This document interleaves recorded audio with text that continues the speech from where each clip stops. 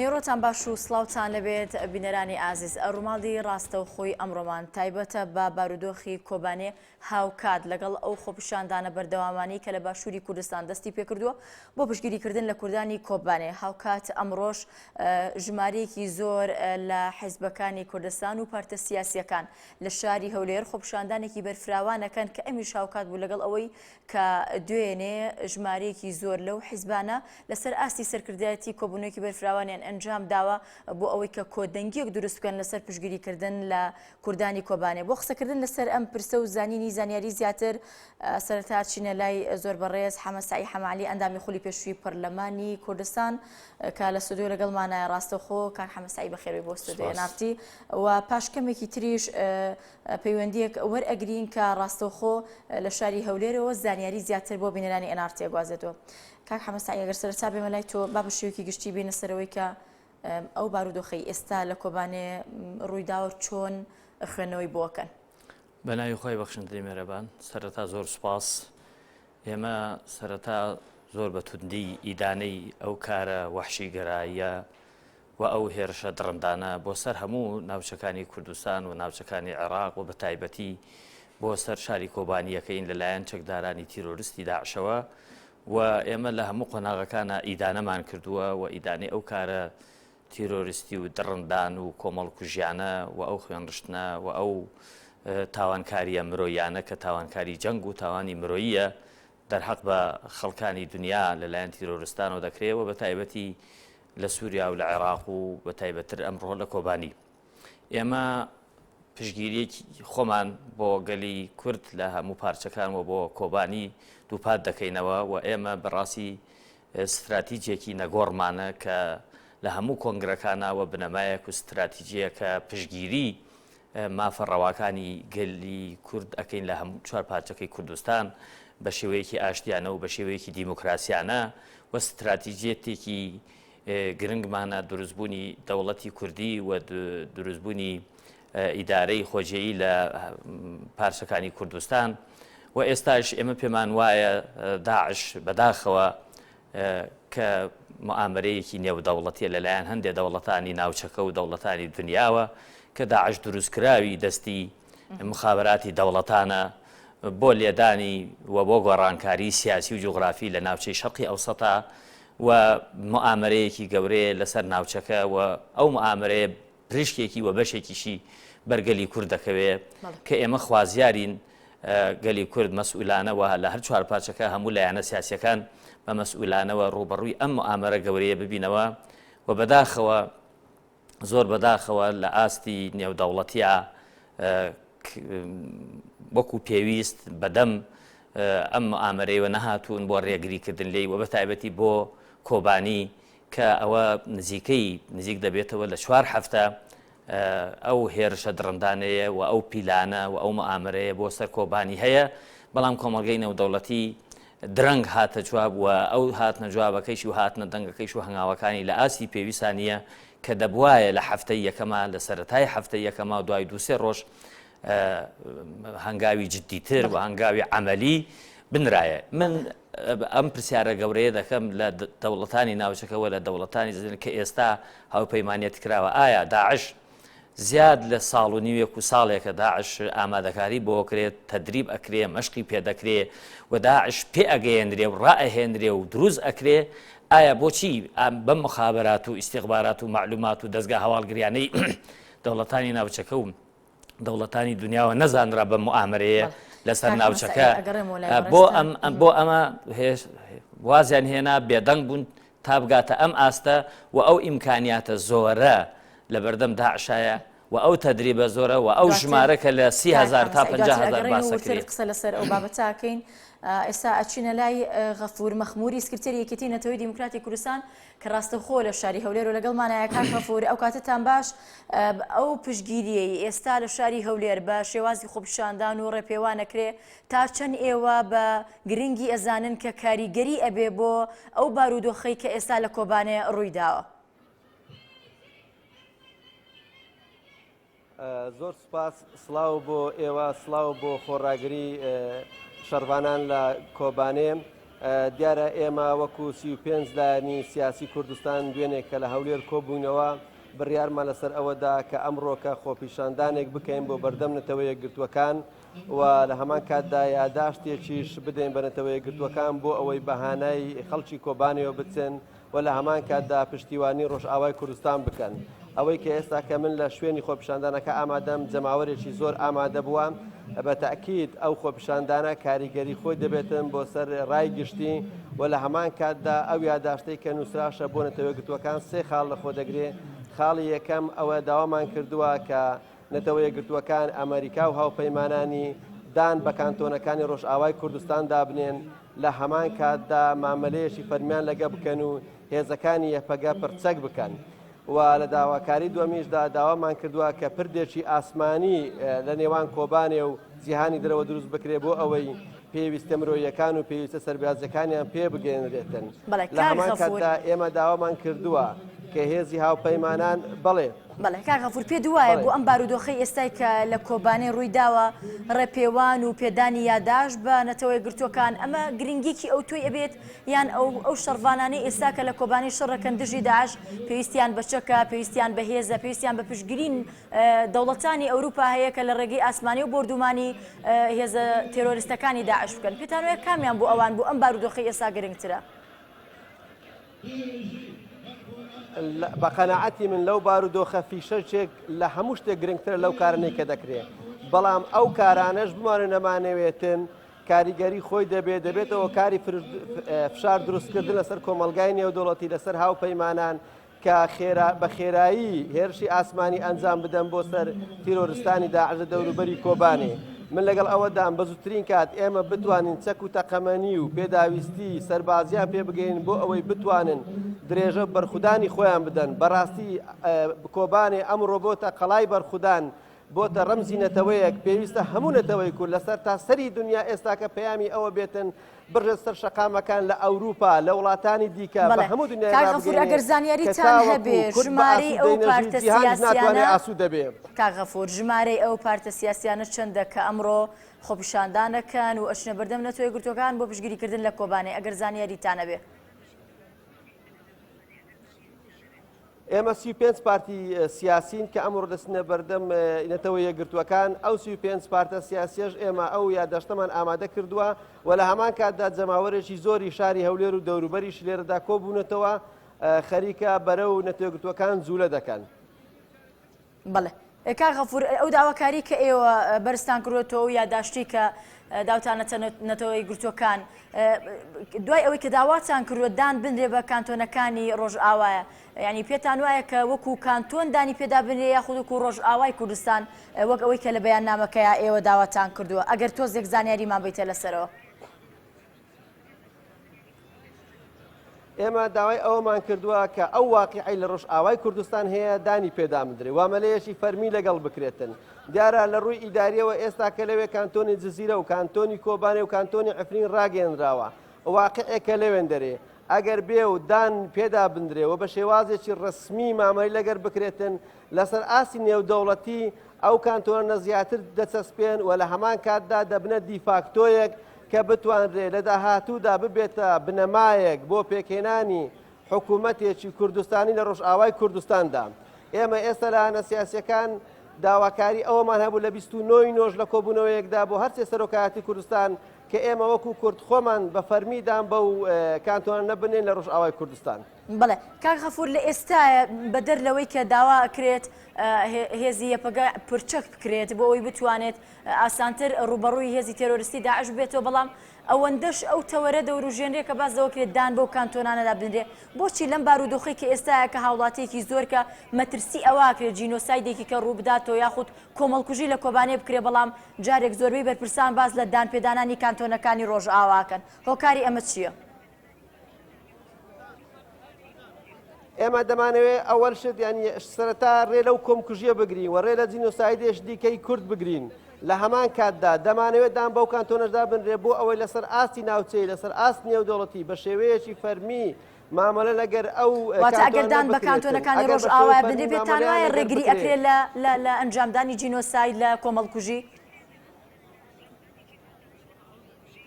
ئەوە هۆکارێک دەبێت کە کۆمەلگای نێودەوڵەتی مامەلەیەکی فەرمی لەگەر ئەو کانتۆنە بکاتن و هۆکارێک دەبێتن کە بە شێوەیەکی فەرمیش ئەوانە پرچەک بکرێن ببنە هەڤاڵبەند لە شەڕی دژە تیرۆردا. بەڵێ کاک غەفور بەڕێستان لەگەڵمان ئەمێننەوە پاشکەمێکی تر ئەگەڕێم وڵات. کاک حەمەسایی ئەوەی کە کاک غەفور وەکو سکرتێریەکەتی نەتۆی دیموکراتی کوردستانی باس لەوە کاکە ئەمان داوایان لە سەرۆکاتی هەرێم و سەرۆکاتی حکوومەتیش کردووە کە بەپەلە باشووری کوردستانیشدان بە کانتۆنەکانی ڕۆژ ئاوایە بندێت کە ئەمە ڕەنگە ینی هەنگاوێک بێت بۆی بتوانن بە شێوازێکی نێودەوڵەتی و بە شێوازێکی فەرمی مامەڵە لەگەڵ ڕۆژاوای کوردستان نابکرێت. ئیوە وەکو پارتەکانی باشووری کوردستان وەکو یەکگرت و ئەوەندەی ئاگاد لە حیزبەکانی تر بێت با بڵین پێش حیزبە براوەکە هەرێمی کوردستان تا چەند گرنگی بۆ بابەتایە. بێگومان ئێمە هەموو هەوڵێکی ئیعلامی سیاسی دیبلۆماسی ملی خۆپیشاندان دروستکردنی ڕای گشتی ناوخۆ و نێودەوڵەتی و ئیقلیمی و هەموو هەوڵێکی سیاسی و یاسایی لە مەحافلی نێودەوڵەتیە و لە ئاستی هەرێمی کوردستان تا مەحافلی نێودەوڵەتیە گرنگە بۆ پشتگیریکردنی کۆبانی و بۆ پشتگیرنی گەلی کورد لە خۆرئاوای کوردستان و ئێمە پێمان وایە هەوڵەکان هەوڵی ئانی هەیە و هەوڵی استراتیجی هەیە. ئێمە دەبێت حکوومەتی هەرێم و سەرۆکایەتی هەرێم و پەرلەمانی کوردستان هەر زووتر دانیان بەو کانتۆنانە بنایە و دانیان بە واقعای کە لە خۆرئاوای کوردستان هەیە بنرایە کە ئێمە لەسەر ئاستی بۆکو یەکگرتووی ئیسلامی کوردستان پێش ساڵ نەکەم قسەکەت پێ بڕم ئەگەڕین وڵات بەڵام کاک غەفور لەبەری چۆتە ناو خۆپیشاندەرانەکان و کۆمەڵە وتی لێوەرگرین و دواتر درێژە بە گفتوگۆکەمانەدن. کاک غەفور بەڕێستان چوونەتە ناو خۆپیشاندەرانەوە ئەگەر بکرێت دوای نوتەی خۆت بڵێیت فەرموو. من زۆر سوپاستان دەکەم و بە داوای لێ بروژێک کە بەجێتان دێم لەبەرەوەی دەوێت تەبلی خۆپیشاندانەکە بم. من لێرەوە داوا لە کوردان لە سەرتاسەری دنیا دەکەم کە بڕژێن سەر شەقامەکان خۆپیشاندان بکەن لە پێناو یەک ریزی گەلی کورد و لە هەمان کاتدا پەیامێک بە دنیا بدەن کە ئەگەر کورد بە ئاسوودەیی نەژێت جیهانیش بە ئاسوودەیی ناژێتن. ئاسوودەیی جیهان لە ئاسوودەیی کوردایە. زۆر سپاس بۆ هەموو لایەک. بەڵە زۆر سپاس غەفور مەخموری سکرتێریەتی نەتەوەی دیموکراتی کوردستان سپاس دەکەین کە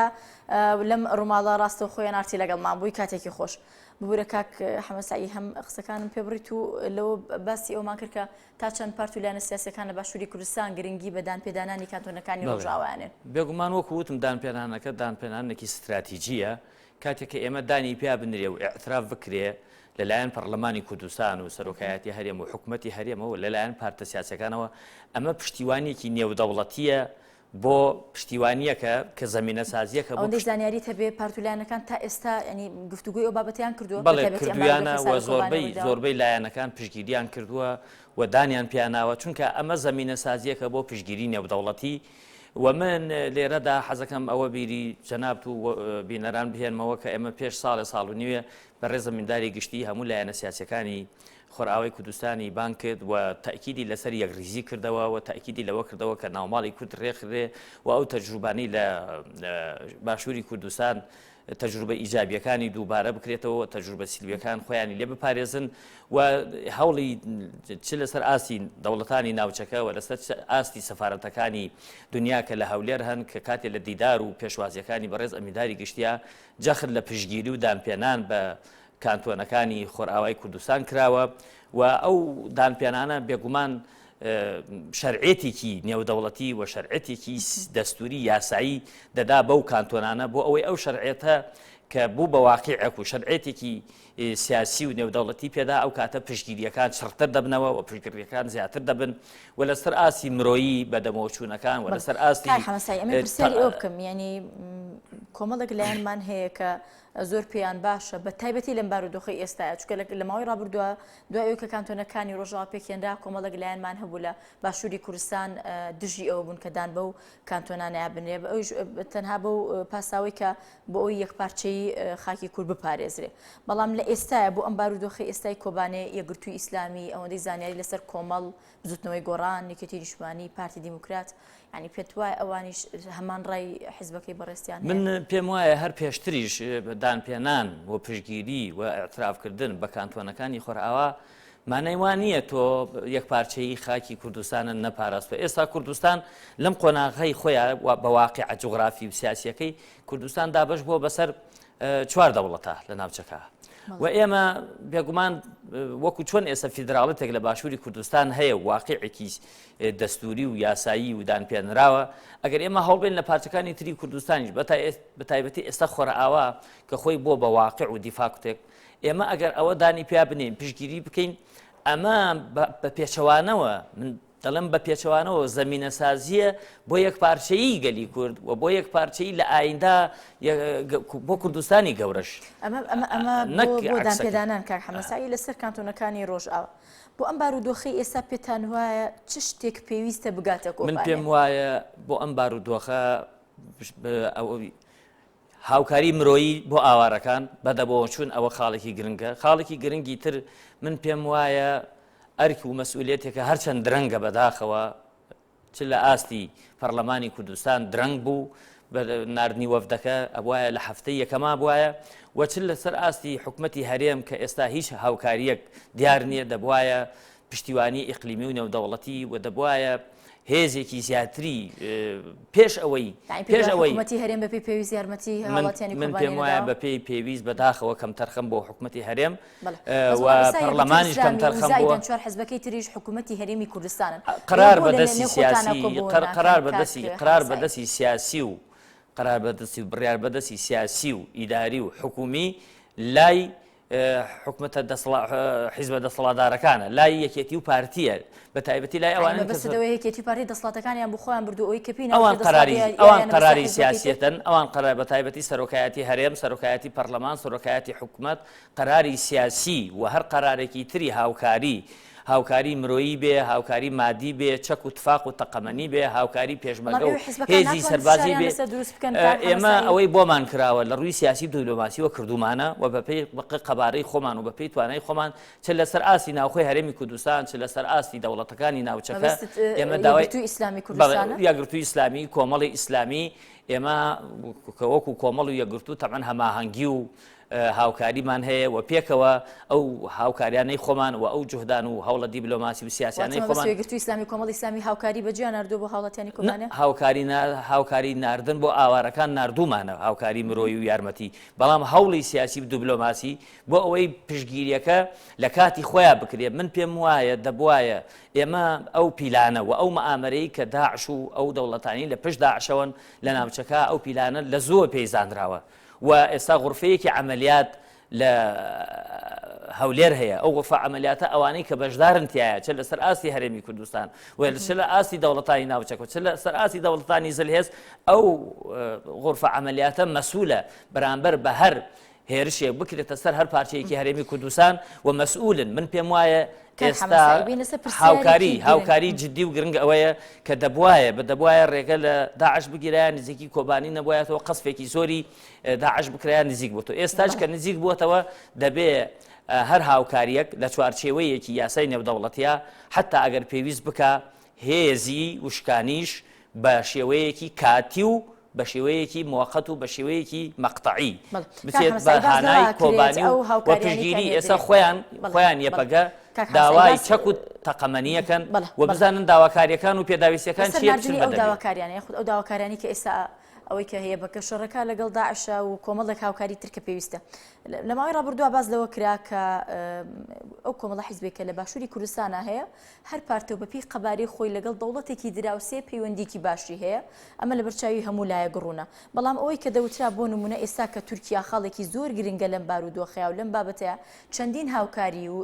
هاوکاری مرۆی ڕۆشتووە بەڵام تورکیانەی هێشتووە با بڵێن حکوومەتی تورکیانەی هێشتووە ئەو هاوکاریە بچێتە ئەودیۆ ئەو گلەییانەی کە لە لای ئێمە ینی بەپێی بینەران و ئەوەی کە گوێمان لێ ئەبێ لێرە و لێ یەک لە گلەیەکان لە پارتی دیموکراتی کوردستانە چونکە پەیوەندیەکی باشی لەگەڵ حکوومەتی تورکیا هەیە و بە دیوێکی تریشە یەکگرتووی ئیسلامی دەوترێت کە پەیوەندیەکی باشی لەگەڵ تورکیا هەیە یعنی بۆ ئەم دوو حیزبە نان ئێوە بتوانن بەپێی ئەو پەیوەندی کە هەتانە فشارە لەسەر حکوومەتی تورکیا دروستکەن هیچ نەبێ بێڵت ئەو هاوکاریانە بچێتە ژوورەوە بەشەکەی پارتی کە بۆ کەم تەرخەمە یاچی کردووە چی نەکردووە ئەوە خۆیان دەزان و خۆیان دەبێ وەڵام بنەوە بەشەکەی یەکگرتووی ئیسلامی کوردستان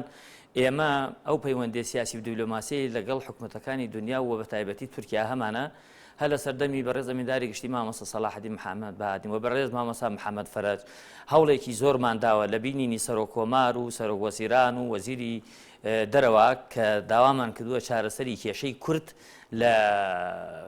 باکووری کوردستان بە شێوەیەکی ئاشتی و بە شێوەیەکی دیموکراسیانە بکرێ و ئێمە برایانی پەکەکە باش ئەو هەوڵانەی ئێمە زان چەندین جار وەفدمان و ئامیداری گشتمان چوەتە قەندیل و بە برسانی پەکەکەی بینیوە بە پرسانی تورکی بینیوە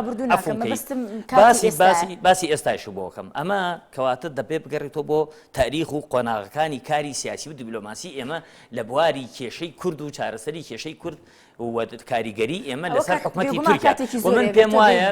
وایە بۆم بارودۆخەش بۆت باسەکەم ئێمە لەم بارودۆخە کاتێکە وەکو پێم وتی کە کوردانی ڕۆژئاوای کوردستانمان بینی جەختمان لەوە کردەوە کە ئەوان یەکریزی خۆیان بپارێزن و پشتیوانی نێودەوڵەتی بەدەست بێنن و هەوڵی دیبلۆماسی ئێمە لەگەڵ ئێستا و لە ڕابردوویەکی نزیکە یعنی پێش ئەتوانم بڵێم ماوەیەکی کەم سەردانی قەندیلمان کردووە وەفدمان و سەردانی تورکیای کردووە و جەختمان لەوە کردوتەوە کە پشگیری کۆبانی و کوردانی خۆرئاوا بکرێ و ڕێگە بگیرێ لەسەر هەر دەست درێژیەک لەلایەن حکوومەتی سووریا یا هەر هێزێکی ترۆ دەکرێتە سەریان. ئەچمە لای پەیوەندیکی تەلەفۆنی و دواتر درێژە بە گفتوگۆکانمانەین ئێستا لە قەندیلەوە سالار مەحموود ئەندامی پەرلەمانی کوردستان کە وەفدێکی پەرلەمانی کوردستان ئەمڕۆ چوونێتە قەندیل لە ڕێگەی تەلەفۆنەوە لەگەڵمانایە. کاک سالار ئەو کاتتان باش ئەگەر بکرێت زانیاری لەسەر زاری بەڕێستانەوە ببیستین لەسەر ئەوەی ئەم وەفدەی پەرلەمانی کوردستان چۆن چۆتە قەندیل و بە بڕیاری کێ بووە و ئامانجتان لەو سەردانە چییە؟ بەڵێ سڵاو لە ئێوە و لە بینەرانی بەڕێزی NRT ئێمە وەکو چەند پەرلەمانتارێکی یەکێتی بۆ بەشداریکردن لە پرسەی شەهیدەکانی دەڤەری پشدەر و بتوێن سەردانی ئێرەمان کرد و دواتر سەردانی قەندیلمان کرد و ئێستاکە لەوێ دەردەچین بە مەبەستی پیرۆزبایی لە هەواڵانی کەجەکە و بینینیان ئەو دەڤەرێکی گرنگە و خەڵکی لێیە و ئێمە ڕووک ئەندامی پەرلەمان بە ئەرکی پیشەی و بە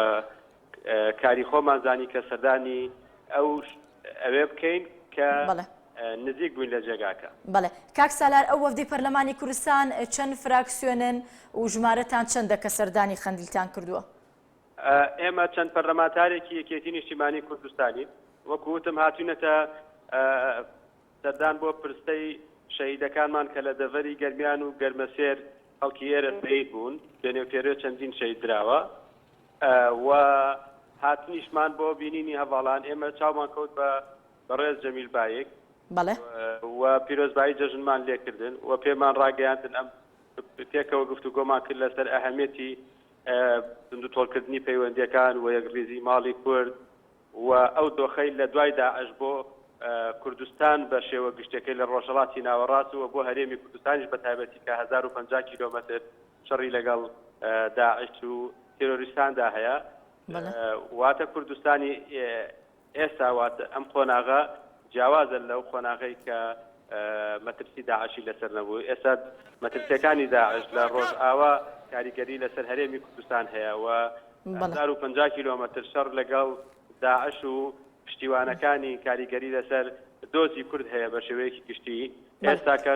خرۆشانێکی نەتەوەیی لە ئاستی هەرچوان پارچەی کوردستان هەیە بەڵێ زۆر سپاس دەکەین بەڵێشاندان هەیە هەموو ئەوانە تێکڕا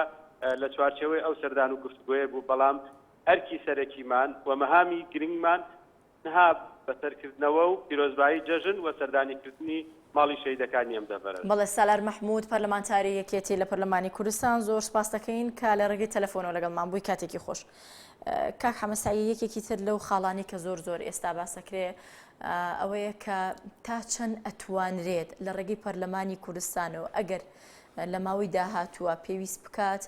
لە کۆبانی و داوای هێز بکرێت باشووری کوردستانیش ئەو یارمەتیە بە هێز بنێرێت. پێتان وایە ئەمە تا چەند بڕیارێکی ژیرانە ئەبێت کە حکوومەتی هەرێم بڕیارێکی لەو جۆرە دەربکات؟ من پێم وایە ئێستا هاوپەیمانێکی نێودەوڵەتی دروست بووە دژی داعش و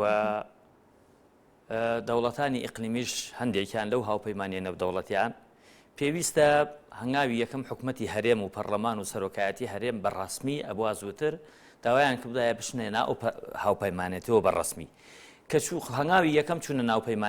ناو هاوپەیمانێتەکەیە کە بە فعلی تایەتی لەسەر ئەرز و واقع لە هاوپەیمانێتەکە هەیە و شەڕەکە و ئەتوانم بڵێم بەقەدەر هەموو دەوڵەتەکانی تر کورد ئێستا ڕوبەڕووی داعشە بێتەوە و شەڕێکی قارەمانانەیەکە و پێشمەرگەکانمان و شەهیدی زۆریش دراوە لەو وانە بەڵام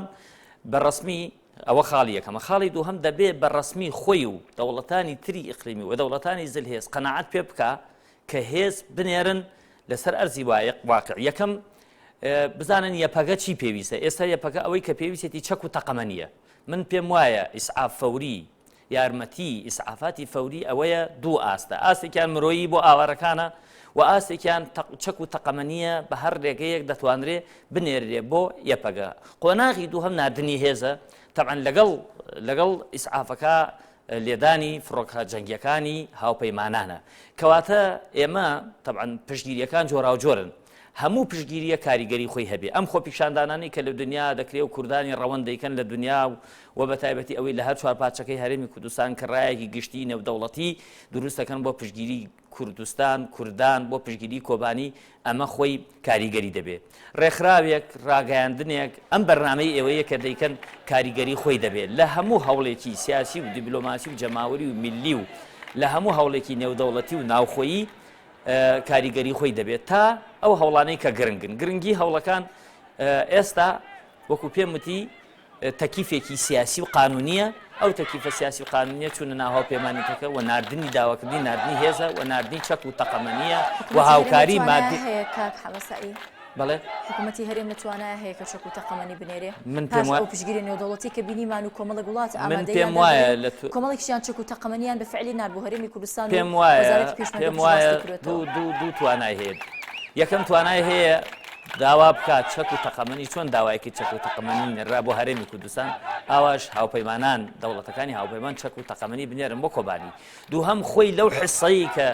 تەقەمەنی نێراوە بۆی چەک و تەقەمەنی بۆ هاتووە لەوە بینێرە بۆ کۆبانی و خۆیشی توانامان هەیە لەو چەکانی کە لە توانای خۆمانە هەیە دەتوانین و حتا ئێمە هێزی زیایشمان هەیە ئەگەر پێویستکە لە چوارچێوە نێودەوڵەتەکە و لە چوارچێوە سیاسی و تەکیفە قانونیەکەیە هێزی بنێرێ ئەگەر بێت و حکوومەتی هەرێم یان سەرۆکایەتی هەرێم بڕیار بدا بۆی بۆ نمونە چەک و تەقەمەنی بنێرێ بۆ یەپەگە یعنی پێتان وایە ئەوەندە ئاسانە بێ نردنی ئەو چەکە بۆ نمونە حکوومەتی هەرێم ئەڵێ من کێشەی جوگرافیم هەیە کە ناتوانم ئەو چەک و تەقەمەنی بنێرم لە کوێوە بنێرم پێتان وایە ئەمە من پێم وایە مستحیل نییە ڕاستە قورسە بەس مستحیل نییە و ئەتوانرێ بنێرێ لەگەڵ ئەوەی کە قورسە نردنی چەک و تەقەمەنی لە باشووری کوردستانەوە بۆ کۆبانی ئاخە قورسەیانی ئەوە ناکە ناکرێ مستحیلە و نانێرێ قورسە ناڕەحەتە بەڵام لەگەڵ ناڕەحەتی قورسێشەکە دەتوانرێ بنێرێ دەتوانرێ هێزیش بنێرێت دەتوانێت چەک و تەقەمەنی و هاوکاری سەربازی بنێرێ ینی پێ دوایە لە چ ڕێگەیەک و ئەتوانێت ئەمە بکات کاک حەمەسا ئەوە کارێکی سەربازیە من پسپۆر نیم لە بواری عسکەری و سەربازی و من پسپۆر نیم لە بواری سەربازەکەیان نییە بەبستم لەوەیە بۆ نمونە وەفدێکی پەرلەمانی کوردستان کە لە ماوەی لە دوێنێتە لە پێرەوە ئەو وەفدە کەوتنە ڕێ بۆ کۆبانێ کۆمەڵێک با بڵێن قورسایی هاتە بەردەمیان بەو پاساوی کە چواردەوری کۆبانێ بە هێزی چەکداری داعشگیرەوە بەڵام دوجار توانیان ینی بگەنە دەواازەی کۆبانێ و بچنە ناوە ینی پێ دوای ئەگەر بێت و وەفدێک وها بتوانێت بچێتە ناوە من پێم وایە ناتوانێت ڕێگاک بدۆزێت بە پەیوەندیکردن لەگەڵ یەپەگە خۆیان بە پەیوەندیکردن لە باڵی سەربازیان لەگەڵ باڵی سیاسی یەپەگە دەتوانن بە تەنسیق و هاوکاری و هەمانگی خۆیان ڕێگەکان شارەزان دەتوانن چەک و تەقەمەنی بنێرن ئێمە دەتوانین ئەمە دەزانین لە سەردەمی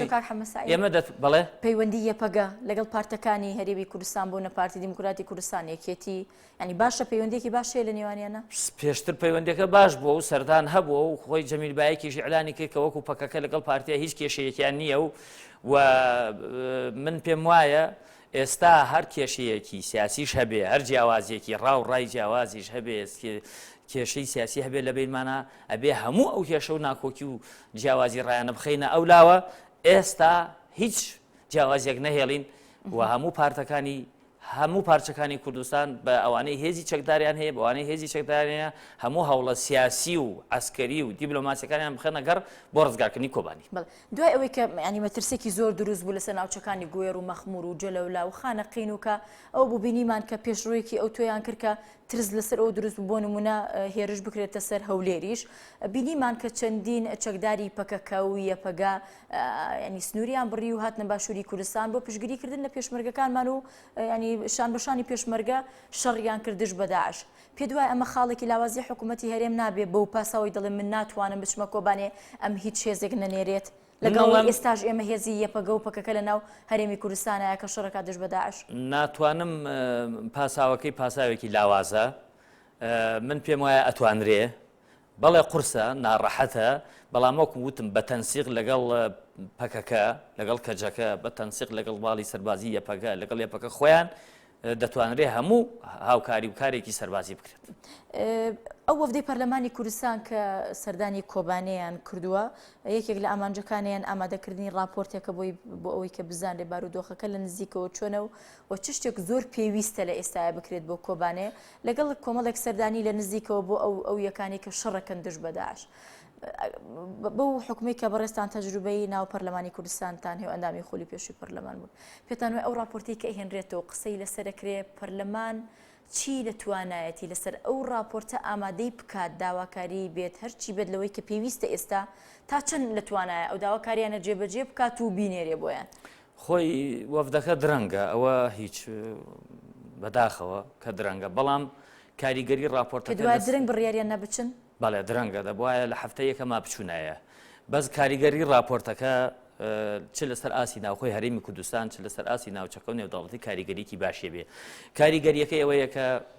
ئەو وەفدە راپۆرتێکی واقعی وێنایەکی ڕاستەقینە واقعەکە نقلەکە و دوای کۆبوونەوەیەکی پەرلەمان دەکرێت پێشنیار یا بڕیار وەرەگرێت بۆ حکوومەتی هەرێم کە بڕیارەکانی پەرلەمان بۆ حکوومەتی هەرێم ئیلزامە بێت دەبێت حکوومەتی هەرێم جێبەجێ بکات و سەرۆکی هەرێمیش دەبێت پەرلەمان خۆی ناتوانێت جێبەجێ بکات پەرلەمان دەستگایەکی تەشریعی ڕقابیە دەستگایەکی تەنفیزی قەرار و راپۆرتەکانی دەبێت بە ئیلزام ئەگەر قەرارە قانونەکانی بکا بە قانون یا بکا بە بڕیارێک بۆ حکوومەت کە حکوومەت جێبەجێ بکە ئەوە خاڵێکی تری یادداشتەکانی دەیدا بە قونسوڵەکانی هەرێمی کوردستان قونسوڵی دەوڵەتەکان کە لە هەرێما هەیە و دەیدا بە نوێنەری دەوڵەتەکانی دنیا دەیدا بە ئومەمی متحیدە ئەو کاتە لەسەر ئەساسی ئەم راپۆرتە داواکاریەکان و پێویستیەک هەنووکەی و پێویستیە دارایی و ئەسکەریەکانی کۆبانی چییە لەو راپۆرتا دەدرێت بە دەوڵەتەکان و مەسئولیەتێکی ئەخلاقی و مەسئولیەتێکی سیاسی دەکەوێتە ئەستۆی ئەو دەوڵەتانە من پێم وایە کاریگەریەکی دەبێت یاسای پەرلەمانی کوردستان بۆی هەیە کە داواکاری بەرز بکاتەوە بۆ حکوومەتی هەرێم ئەو داواکاری کە هەیە بۆی جێبەجێ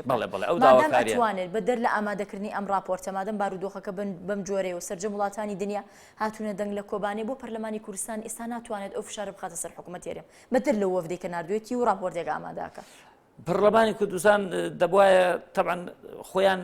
ئەبێ ئەو پرسیارە لە خۆیان کە ئایا چ پاسایەکەیان هەیە کە من پێم وایە دەبواە زوو کۆبوونەوەیان بکردایە و زوو دیراسی بارودۆخەکەیان بکردایە چ بارودۆخی مرۆیی چ بارودۆخی عسکەری چ بارودۆخی اقتصادی چ بارودۆخی سیاسی کۆبانی و هەموو کوردستان و بە تایبەتی کوردستانی باشووری خۆشمان و لەسەر ڕۆشنایی ئەو گفتوگۆ و بارودۆخە کۆمەڵێ بڕیاریان دەرکردایە سیاسی بوایە اقتصادی بوایە عسکەری بوایە مرۆی لایەنی مرۆی بوایە بۆ حکوومەتی هەرێم بۆی حکوومەتی هەرێم ئەو بڕیارانی پەرلەمانی جێبەجێ کردایە بەڵام بەداخەوە درەنگ هاتنە کۆبوونەوەیان کرد درەنگ هاتنە جوڵەکەیان درەنگکە بەڵام ئێستاش دەتوانن لەسەر بەر ڕۆشنایی ئەو راپۆرتە یا خۆی پەرلەمانی کوردستان کۆبوونەوەیەکی خێرا بکە و دیراسەیەکی و گفتوگۆیەکی شڕوپڕ بکە و کۆمەڵێ بڕیار لە دەربکات کە بە هەموو ڕاهەندەکانی تیابێت. دواسەرنجی خۆ لەسەر بارودۆخی کۆبانێ وەکو هاوڵاتیەک و هەروەها وەکو ئەندامی سەرکردایەتی یەکگرتووی ئیسلامی من لێرەوە سەڵاو دەنێرم بۆ شەڕوانانی یەپەگە و بۆ هەموو پێشمەرگە و هەموو شەڕوانانی کوردستان و سڵاویان بۆ نێرم و پشگیریان دەکەم و داوا دەکەم لە هەموو کوردانی دنیا و بە تایبەتی هی چوار پارچەکە بڕژێنە سەر جادەکان و خۆ پیشاندان بکەن و فشار دروست بکەن و داواکارم لە هەرێم سەرۆکی هەرێمی کوردستان و حکوومەتی هەرێم و پەرلەمانی کوردستان بە ئەرک و مەسئولیەتی نیشتیمانی و نەتەوەیی خۆی هەڵسێ و داواکارم لە هەموو لایەنە سیاسیەکان و داواکارم لە دەوڵەتان و بە تایبەتی هاوپەیمانەکان کە بە زووترین کات بە دەم کۆبانیەوە بچن و ئومێدەوارم و خوازیارم کە کۆبانی ڕزگاری ببێ و تووشی هیچ کارەسات و مەرگەساتێک نەبێتەوە و لە نزیکترین کاتا کۆتایی بەم شەڕا دژی تیرۆر و داعش بهێنرێ و ئەو دەوڵەتە بەڕاستی لە ناوبردنی داعش من پێم وایە بە وشکردنی سەرچاوە دارایی و سەرچاوە عەسکەریەکانێتی کە هەندێک دەوڵەت لە ئاستی دنیا و لە ئاستی ناوچەکەش سەرچاوەی دارایی و سەرچاوەی عەسکەرین بۆ داعش ئەو سەرچاوە دارایی و عەسکەریان وشک بکرێ کە سەرچاوە وشک کرد وەکو ئینسان چۆن هەوا و ئاو و خواردنی لێ ببڕی ئەمرێ داعشیش سەرچاوەی دارایی و سەرچاوەی عەسکەری لێ ببڕێ ئەمرێت و کۆتایی پێ ئەهێنرێت بەس بەداخەوە دەوڵەتان خۆیان مخابەراتی دەوڵەتان خۆیان پشتگیریەکەن و بۆ مەرامی سیاسی و اقتصادی و بەرژەوەندی خۆیانە و ئومێدەوارم و داواکارم و خوازیارم کۆبانی پارێزراو بێت. زۆر سپاس حەمەسایی حەمالی ئەندامی خولی پێشوو پەرلەمانی کوردستان و ئەندامی سەکرتایەتی یەکگرتووی ئیسلامی کوردستان کە ڕاستەوخۆ لە ستودیۆ لەگەڵمان ئامادە بووی. بەڵێ بەڕێزان ڕۆماڵی ڕاستەخۆی NRT بەشی یەکەم کۆتایی هات کاتێکی خۆش بۆ هەموو لایەکتان.